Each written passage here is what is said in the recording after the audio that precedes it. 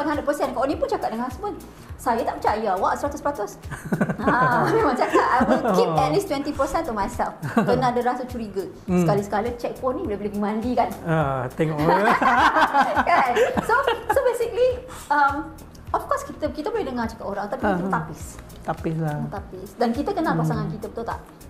Jadi sekurang-kurangnya, dan Kak Oni punya perangai jahat. Rahsia dengar. Jahat perangai jahat. Selain daripada kadang-kadang sekali-sekala Kak Oni check, Kak Oni minta tau akses. Kalau kita phone ni pakai time print, my thumbprint kena juga boleh kena ada juga kan. Maksudnya anytime I can access your phone. Walaupun jarang lah Kak Oni buat check. Dan yang kedua adalah saya akan kenal kawan-kawan dia.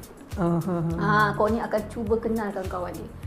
So at least kalau ada apa-apa kan, contoh katalah dia kerja kat luar kan, dan kita tahu kawan-kawan yang di sekitar dia dulu, orang macam kata orang ni kan pakai Facebook, check lah Facebook kawan.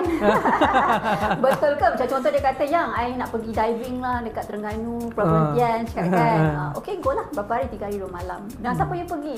Si Polan. So orang yang sebut ni semua saya tahu, semua kau ni tahu. Okay, so apa yang buat bila dia pergi tu kan, betul ke dia pergi ke Pulau Perhentian ni? Kan? Macam cara nak check?